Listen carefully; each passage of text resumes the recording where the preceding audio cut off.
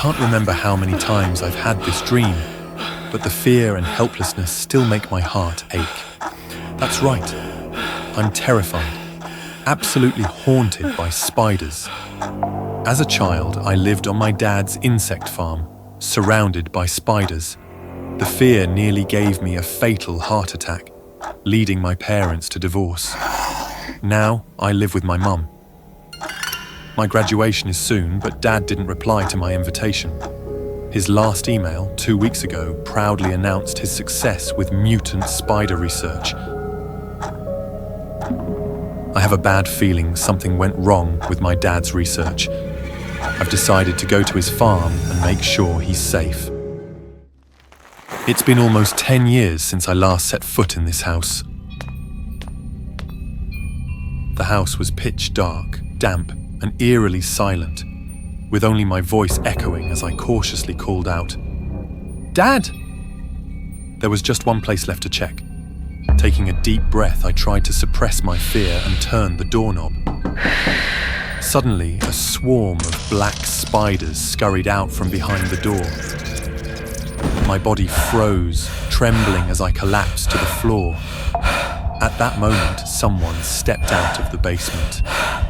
It was my dad, George, the biologist, silently blowing a strange flute that sent the spiders retreating into the basement. Dad helped me up, his frail hand pale with black veins and dark, sharp hairs like a spider's bristles. Something was definitely wrong with him. Why are you here, Jax? I handed him the invitation card. He took it without a word, his cold demeanor cutting deep. Then I noticed something stuck on his eye. Instinctively, I reached out to remove it. It was a strand of spider silk, not something accidentally caught in his eye, but something coming from inside it. Dad jerked back, clearly annoyed by my actions, and rubbed his eye. The strand of silk disappeared without a trace. "Dad, my car broke down. Can I stay here for the night?" Fine. But stay in your room. Don't wander around. Seeing Dad's odd behavior, I knew something was wrong, likely because of the spiders. I made an excuse to stay and find out. As a meticulous researcher, I figured Dad would have recorded his entire experiment. I was right. Taking a deep breath, I opened the first folder. Skipping the confusing reports, I clicked on the first video, and it terrified me. The clip showed a female spider carrying an enormous egg sac. The spider screamed in pain, like a woman about to give birth. But spiders lay eggs, don't they? My suspicions were quickly confirmed. I watched as a massive baby spider broke out of the egg, dragging its mother's insides with it. The hungry spider rushed to its first meal, while the mother lay weak, helpless, and still as her young devoured her. It was so cold-blooded, so cruel. It was more disgusting than any spider or monster I had ever imagined. It took me a moment to regain my composure. I opened the final video, but what I saw was even worse. I was sure this spider was no longer a normal creature. Thinking about how this mutated spider had been born, I feared for my dad. What would happen when those eggs hatched? Suddenly, my dad appeared in front of me, his face furious. Jax! What are you doing here? I forced down my fear and rushed to tear off his shirt, hoping what I had seen was just a scene from a sci-fi movie. But I was wrong. These spiders were more dangerous than I had imagined. Each egg was stuck to my dad's skin, with a tiny tentacle piercing his spine. They were living and growing off his spinal fluid. The fear in my chest grew stronger, and I felt dizzy, my hands and legs trembling uncontrollably. Looking up at my dad, I noticed his eyes were slowly turning into those of a spider. I heard him gasp and scream at me. Run! Get out of here! He still had his mind. He still cared for me. I had to save him. Telling myself that, I grabbed a ruler from the desk and rushed toward him. I shoved him to the ground, using all my strength to crush the eggs on his back. One by one, they cracked open and the baby spiders fell, filling the air with the scent of blood and a foul odor. Suddenly, my dad erupted with strength. He shoved me off, screaming, Don't hurt my children! "You've lost it, Dad! I'm your son! I'll save you from these monsters!" I yelled, only to realize, in shock, that the man in front of me was no longer the dad I knew. He had fully transformed into a monster. He shielded the baby spiders like a true mother spider, glaring at me as though I were an enemy trying to harm his offspring. The look in his eyes caused me pain and despair. What could I do to save him? But it was too late. The monster, now enormous and with all the terrifying traits of a spider, stood before me. My body froze, even breathing felt difficult, and my heart began to ache again. My dad's agonizing scream jolted me back. I turned to see the newborn spiders, driven by instinct, making him their first meal. Survival instinct drove me to run. I tried to drag my dad with me, but it was already too late.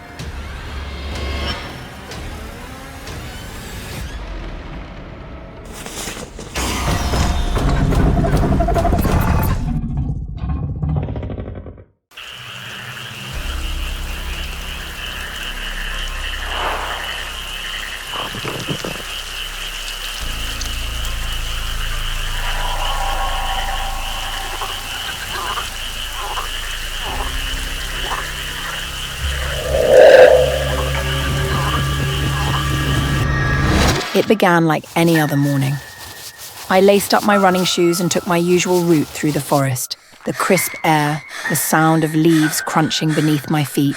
This was my sanctuary. Until today, I nearly stepped on it. A toad sitting eerily still in the middle of the path. I stopped just in time, crouching to get a closer look. Its back was studded with strange golden orbs. At first, I thought they were boils, swollen and ready to burst. Injury, perhaps? But no, the orbs seemed too deliberate, too alive. As I leaned in, the orbs began to sink, like marbles disappearing into the toad's flesh. The holes, deep, dark, and unnervingly round, began to expand. And then, from those grotesque pits, something emerged. I watched in horror as the sacs began to split, revealing grotesque limbs that unfurled with unnatural speed. Tadpoles? No, something worse, birthed directly from the toad's flesh. One of the creatures, slimy and malformed, launched itself onto my arm. I screamed, swatting at the tiny monster, but more of them sprang forth, latching onto my face, my neck. Their tiny, clawed limbs clung desperately to my skin. I could feel the cold, wet slime spreading as I tried to shake them off, but their grip was unyielding. My breaths came in panicked gasps as I clawed at my own skin. Finally, I managed to dislodge them, flinging their writhing bodies into the underbrush. Gasping and trembling, I stumbled home, my arms slick with their mucus. Red welts began to bloom across my skin.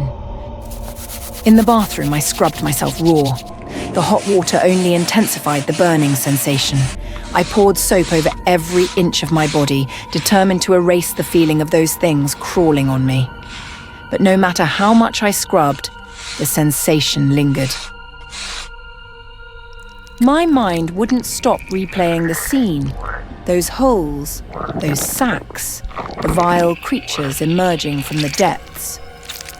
When I glanced at the bathroom sink, its drain, a simple circular opening, seemed to pulse. The tiles on the floor with their neat round patterns became a maze of voids. Every pore on my body seemed magnified. Even the tiny pores on my own skin seemed to gape at me, like miniature mouths ready to spew more horrors. I couldn't escape the imagery. Exhausted and desperate, I crawled into bed. I needed sleep, a reprieve from the madness clawing at my sanity. I forced myself to close my eyes and let the world fade away. But when I opened them again, it was there. I bolted upright, heart pounding, but the toad remained, unfazed by my panic. The toad stared at me with its unblinking eyes. Its presence was oppressive, its weight suffocating. My hands. It was my hands that made me freeze. They were slick, their skin darker, shinier. The dim light in my room distorted everything, but even in the shadows, I could see the unnatural sheen. "What did you do to me?" I shouted, my voice breaking. The toad spoke. Its voice was guttural, low, reverberating in my skull. "I kissed you. You are my mate now. You have to give birth for me." I scrambled out of bed, nearly tripping in my haste. The mirror on the wall caught my eye, and I turned toward it. What I saw brought bile to my throat. My reflection was no longer human. My skin, now a sickly green-brown, was covered in a slick, mucus-like film. My hands were grotesquely webbed, my eyes bulging slightly from my skull. But worst of all was my back. Through the reflection, I saw golden orbs, the same orbs that adorned the toad, sprouting from my flesh. They pulsed, they quivered. Then, with a sickening pop, the orbs burst open, revealing the same deep holes. My body spasmed as tiny creatures, part human, part toad, began to emerge. Their grotesque forms wriggled free, flopping onto the floor. They called me mother.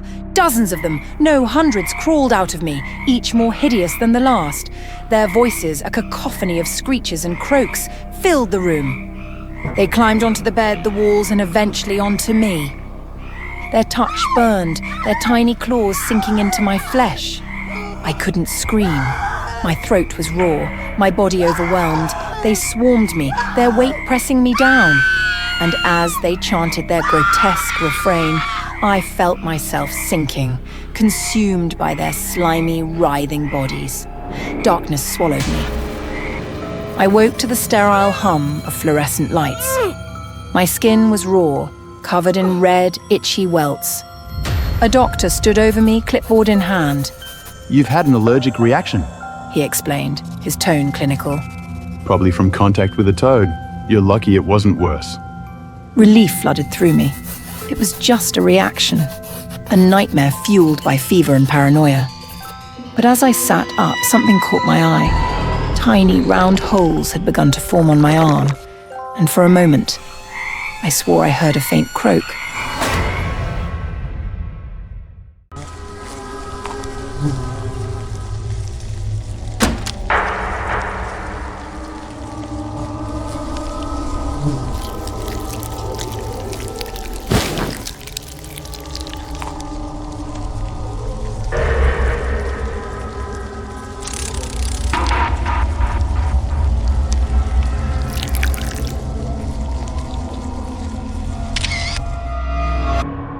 When I matched with Shelby, I thought I'd found someone truly special. We met on a Bumby dating app, just your typical swipe right kind of place. Nothing about her profile screamed bug lover, which was a relief. See, I've always had a deep, gut-level fear of insects. Instant panic. Shelby seemed perfect, and after a week of talking, I was hooked. So, when she suggested we meet in person, I pushed my fear aside and said yes. It was just one irrational phobia after all. What could possibly go wrong? On our first date, Shelby brought along a companion. A Madagascar hissing cockroach that she introduced with a gentle smile. She stroked its shiny black-brown shell as though it were a kitten. "This is Manny," she said, extending the roach towards me. I smiled, swallowing my surprise. A roach as a pet felt a little unconventional, but I couldn't deny her passion. She was different, unique, and I was intrigued. "I like roaches because when they crawl on my arms, they tickle me. She murmured, running her fingers down Manny's back. And when I hold them, they make me feel happy." Her smile widened and she tilted her head toward me. "Want to try holding him?" You might find it addictive. I tried not to let my discomfort show. Shelby was special, and if she found joy in these creatures, who was I to judge? Tentatively, I held out my hand, but before I could muster the courage, she retracted Manny with a knowing chuckle. Maybe later. She teased, her eyes sparkling. The evening flowed, and before I knew it, she was inviting me to her home. She said it was close by and, well, the night was young. I was curious, a little smitten, and before I could talk myself out of it, I agreed. Shelby's house was small and tucked away down a narrow, dark street. I followed her in, and the moment we stepped inside, I noticed something peculiar.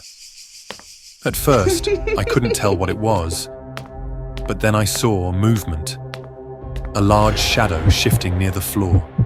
I blinked, thinking I must have imagined it. Don't worry.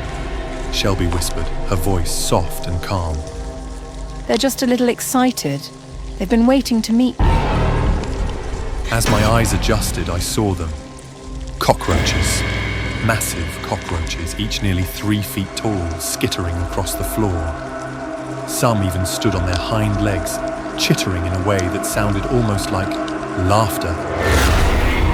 Shelby walked forward and petted one of them, like it was her pet dog. It shuddered under her touch, its body quivering in what looked disturbingly like affection. Say hello to my family. She said, looking over her shoulder at me, her eyes gleaming. Family? I stammered, inching back as one of the cockroaches leaned toward me, its antennae twitching. The sight of its segmented body, its cold, gleaming eyes, sent a chill down my spine. I fought the urge to flee. Shelby reached out, taking my hand. Her grip was surprisingly strong. Come on, they're friendly. She said, her tone soothing yet oddly commanding.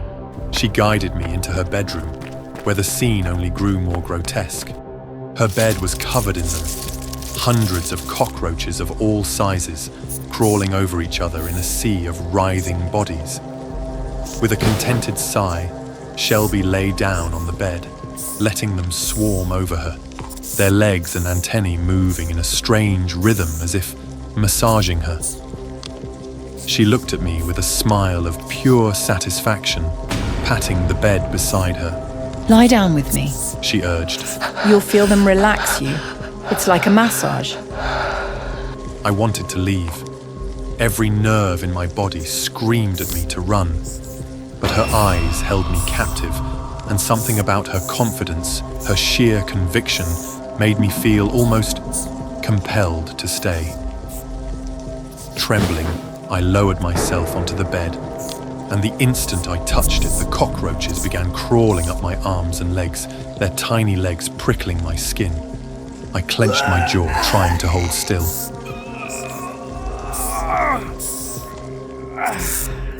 Shelby took my hand, her touch warm and reassuring. Just relax, she whispered. I took a shaky breath, attempting to let go of my revulsion, but just then, a cockroach launched itself from her shoulder, straight at my face. When I came to, I was no longer lying down. My arms were stretched above my head, bound tightly to the wall, my feet dangling off the floor. I tried to scream, but a sticky substance covered my mouth, muting my voice. Shelby stood across from me, clapping her hands in delight. Oh, you're awake! Welcome to Shelby's amazing cockroach show. My mind reeled as she put the helmet into the roaches, then grinned like a showman ready to begin an act. For our first trick, she announced, we're going to launch Manny here through a hoop of fire, right onto our star. Ron! No! I tried to scream, but it came out as a muffled grunt. I watched in horror as she placed Manny, the giant cockroach, into the cannon, lit a small flame in front of it, and with a loud boom, Manny shot through the air, passing through the ring of fire and landing on my face. Its legs scratched my skin as it clung to me, its cold, slimy body pressing against me. Shelby laughed, a wild, gleeful sound. Let's see how many more we can fit. One by one, she loaded cockroach after cockroach into the cannon, firing them at me with sadistic glee.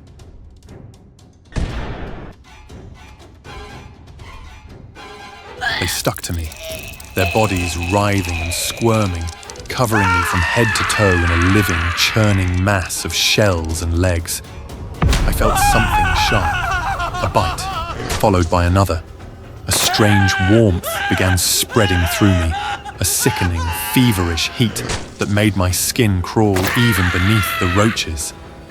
My vision blurred as Shelby's laughter filled the room, and a voice echoed in my head, repeating her words from earlier. Welcome to my family.